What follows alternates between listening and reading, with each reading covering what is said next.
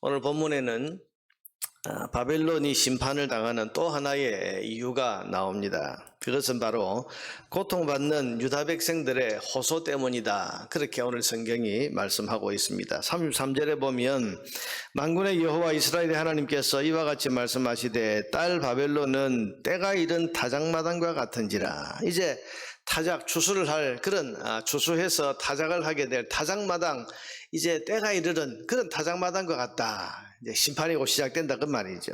멀지 않아 추수 때가 이르리라 하시도다. 타작마당이 다 준비되었으면 이제 추수를 해서, 그리고는 그 추수한 곡식을 타작마당에 가지고 와서 이제 탈곡을 하고 할 것 아닙니까? 근데 지금 하나님께서 바벨론에 대한 그런 심판을 예고하시는 것입니다.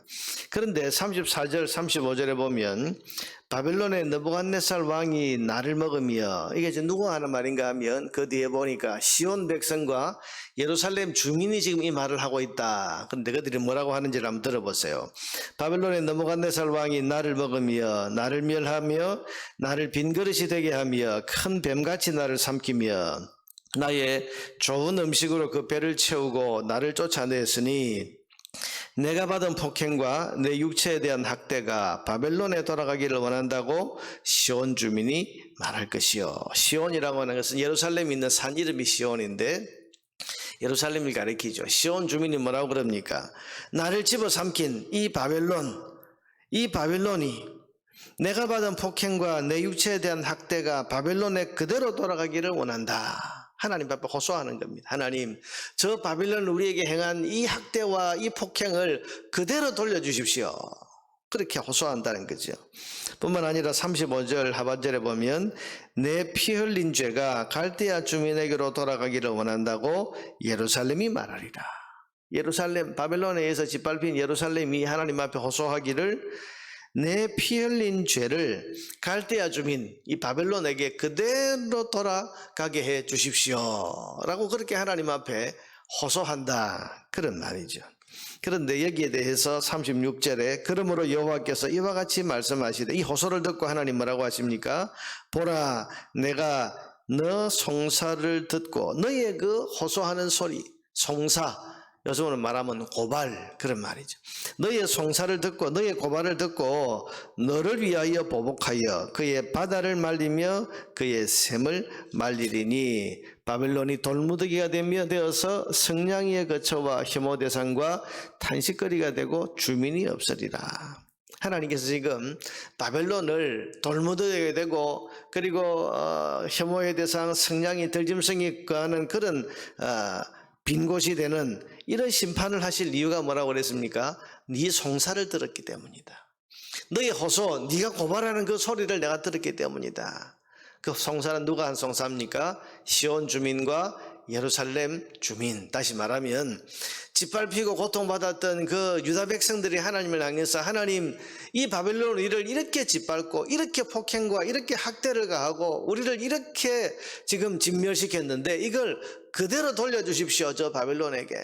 그렇게 호소하는 송사를 듣고 하나님께서 이 바벨론을 심판하시겠다, 지금 그렇게 말씀하고 계시는 겁니다. 여러분, 하나님께서는 자기 백성의 고통받는 그 현장, 그 현장에서 부르짖는 그 호소를 하나님은 듣고 계신다는 것을 알 수 있습니다. 여러분, 자녀를 사랑하는 아버지가 지금 자기 자식이 남에게 매를 맞고 학대당하면서 아버지 나 좀 살려주세요 하고 하는 그런 아버지를 찾고 부르는 소리를 외면할 수 있겠습니까? 지금 하나님과 이 이스라엘 백성, 유다 백성은 부자관계, 하나님이 아버지시잖아요. 근데 그 자녀가 지금 잘못했다고 해서 이제 하나님께서 매를 드시는데, 근데 그 매로 동원된 바벨론이, 이건 하나님이 의도하신 것보다 더 악한 폭행을 하고, 그리고 이게 하나님의 도구를 넘어서서 자기 욕심을 채우는, 자기의 죄된 본성을 그대로 드러내는 그런 만행을 저질렀을 때, 이 자식이 이 자녀가 그 아버지를 향해서 호소하는 거죠. 나를 살려주세요. 나를 죽이려고 달려드는 저 바벨론 그대로 그 악행을 돌려주세요. 여러분 그렇게 호소하는 이 호소에 하나님 아버지께서 반응을 하시는 것입니다. 이스라엘의 하나님께서는 마찬가지로 이 땅에서 고통받고 억울함과 답답함과 학대의 고통에서 부르짖는 자기 자녀의 소리를 듣고 그 호소에 반응하신다는 사실을 우리는 기억해야 됩니다. 하나님은 자기 자녀의 그 탄식 소리에도 반응하시고 신음 소리에도 반응하시고 하나님 앞에 엎드려서 하나님 내 억울함과 내 답답함과 내 고통을 하나님 풀어주십시오라고 하는 그 호소에 하나님 반응하신다는 거예요. 그래서 지금 바벨론을 심판하시는 겁니다.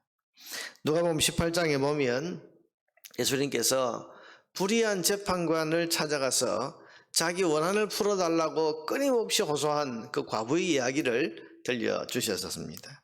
거기 보면 결국에는 그 재판관이 이 과부의 청원을 처음엔 듣지 않다가 결국은 이 과부의 원한을 풀어주리라.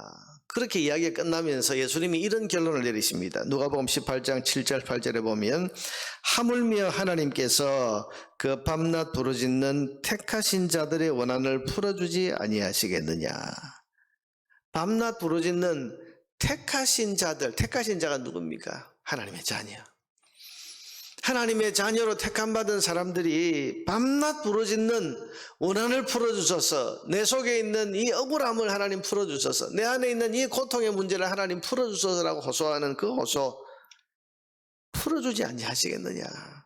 그들에게 오래 참으시겠느냐. 내가 너희에게 이르노니 속히 그 원한을 풀어주시리라. 그러나 인자가 올 때에 세상에서 믿음을 보겠느냐 하시니라. 주님께서 지금 염려하신 것은 하나님께서 그 고통받는 자녀가 호소하는 소리에 대해서는 분명히 반응하시고 분명히 그것을 듣고 응답해 주실 것이지만 그건 변함없는 사실이지만 주님의 염려는 뭡니까? 인자가 세상에서 인자가 다시 올 때에 이 세상에서 믿음을 보겠느냐. 이렇게 믿고 하나님 아버지 앞에 계속해서 부르짖고 나아가는 그 믿음. 이 과부가 불의한 재판, 이 사람 분명히 불의한 재판관이고 사람도 무시하고 특히 뭐 이런 가난하고 힘없는 여자 같은 경우는 아예 상대도 안 하는 그런 불의한 재판관이지만 내 원한을 반드시 풀 것이라고 하는 그것과 내가 이렇게 찾아가면 저 불의한 재판관도 내 소원을 들어줄 것 아니냐라고 하는 그 믿음 가지고 계속해서 나아갔던 이런 믿음.